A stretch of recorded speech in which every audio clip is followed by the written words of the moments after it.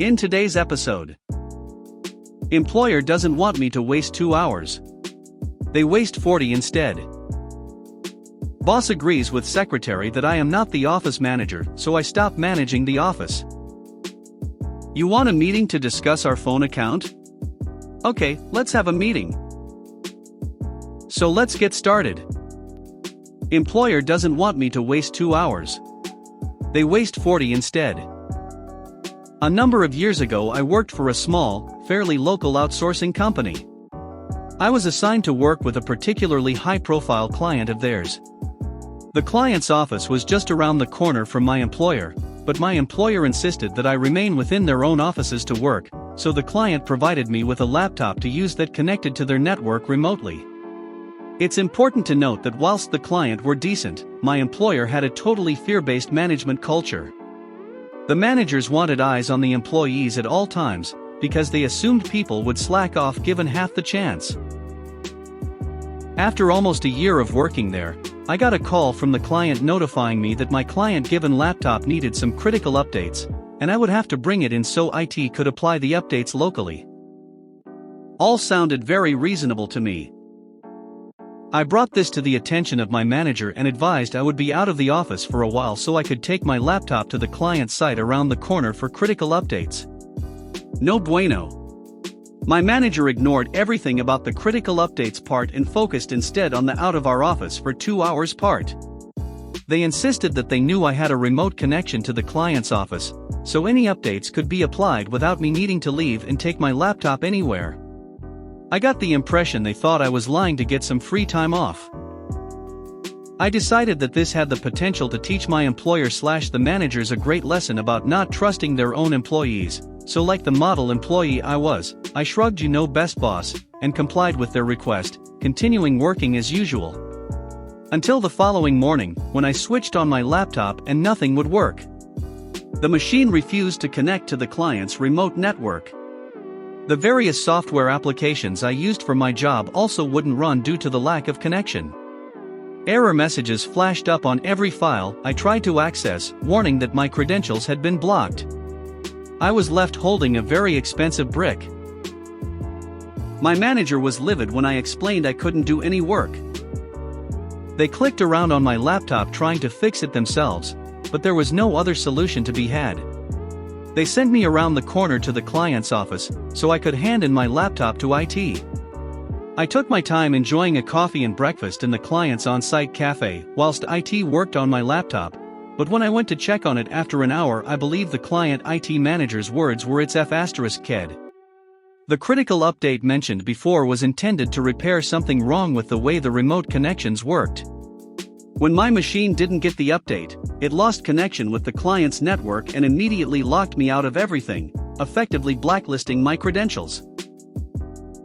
IT manager explained that they would have to build me an entirely new machine and set up new accounts, a process that would take about a week to ensure everything filtered through correctly and could be tested.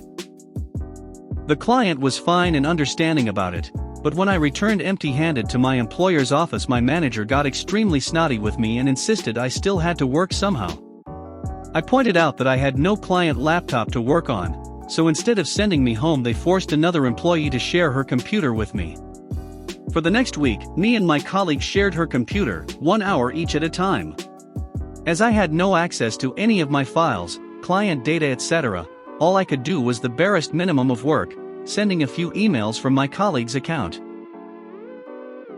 After a week I got my new client laptop and things went back to normal, but the week of sharing meant my employer had lost around 40 hours of productivity from 2 employees. The shared pain of the experience with my colleague brought us closer together, and when my employer lost their contract with my client a few years later, she helped me get a new job with my employer's competitor. Boss agrees with secretary that I am not the office manager, so I stop managing the office. When I was doing my articles at a small law firm, internship to be admitted as an attorney, I was the go-to person for everything at the office, setting up computers, buying stationery, paying bills, going to court, seeing clients, etc. After being admitted as an attorney, I continued doing all this because the secretary only did about 20% of what a secretary would usually do and refused to do anything else. My boss does some shady business, don't pay taxes, etc., so he couldn't just fire her for fear of her ratting him out. He also never disciplined her. We are not in the US. Since we worked from my boss's mother's house, the secretary also spent about 50% of her day just chatting to his mother, and they became fast friends. Guess who was always the evil one that everyone ganged up on?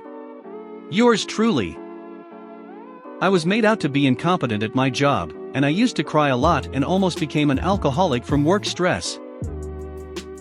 One day the secretary got really upset with me, after I asked her to buy stationery since we didn't even have staples, and after a heated argument told me that I'm not the office manager and should stop lording it about as if I was. Bear in mind I was her senior both as an attorney and in number of years worked at the firm.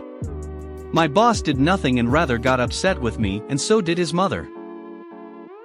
I decided there and then I am done doing both secretary work and my attorney work because I was working roughly 50 to 60 hours per week, standard is 40.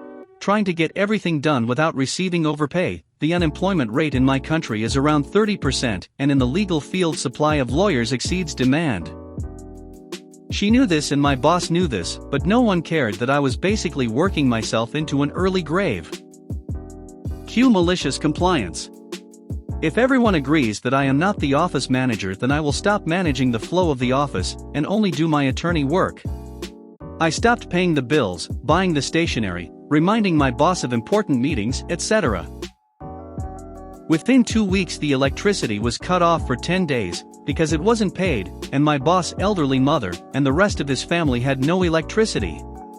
We could also not work for those 10 days. Once the electricity went on, the phone lines were cut because of non-payment.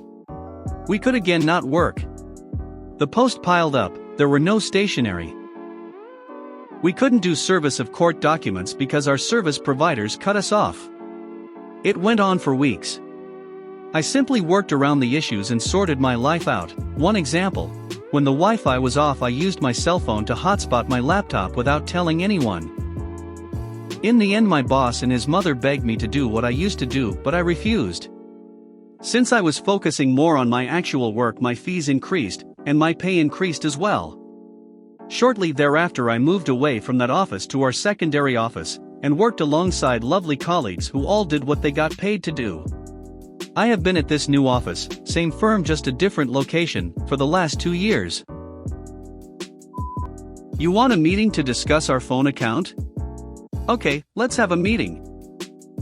I'm not sure if this belongs in petty revenge or malicious compliance, for there's a little of both, so sorry if this has been put in the wrong place. Either way, I've enjoyed my malicious revenge/compliance, so I hope you do. For the past few years our business has been receiving telemarketing calls from an offshore call center trying to make appointments for Optus Business Center. Every time they call, we'd politely tell them we were not interested, and to remove us from their list, and they'd promise not to call again. You can probably tell by my use of the words every time that having ourselves removed from the list didn't work. It didn't work the first time, and it didn't work the 50th time. Offshore are cheap, and get paid per appointment. So they would get quite aggressive.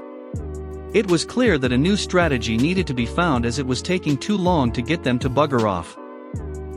So began my campaign of malicious compliance/petty revenge. Hi, we're calling from Optus Business Center, and we can save you 40% on your mobile phone bill. Can we come and see you tomorrow at 11 a.m.? You can save me 40% of my mobile bill? That's like 60 grand a month. What? How many phones do you have? 150 or so that I'm responsible for directly, plus a few others. The appointment is quickly confirmed. The next day a salesman calls me up, he's running early, can we meet earlier? I refused. Our appointment is for 11 a.m. after all.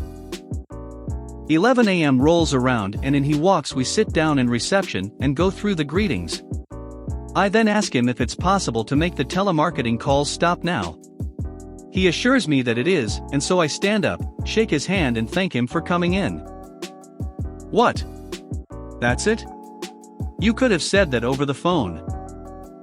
I point out that we did. many times, and it didn't work, and I hoped that this waste of his time, 45-minute trip from Homebush to Sydney, would perhaps teach him to mend his ways. Over the past 2 years they have sent out 5 different reps to see us.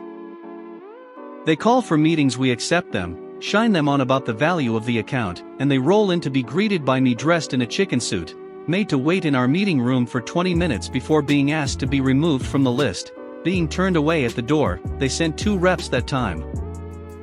I'm posting this today, because it was visit number 6, and it was the best yet. We got a repeat customer. I sat him down in the meeting room and played the video recording of our last meeting, smiley face. Is that you? Yes. It's me. Didn't I follow up? Did we have a good meeting? I point out that I certainly enjoyed our last meeting, and zoomed forward in the video to the part where I explained that we didn't have 500 mobile accounts, and he needed to please remove us from their list, and you could see his heart break. Which it did again, once he realized that whatever account he thought was being discussed today was not going to be discussed. Which we also have on video, so we can go all inception if when he shows his face again. If you made it to the end of the video, thanks for watching. Don't forget to like, subscribe and share, and we will see you in the next video.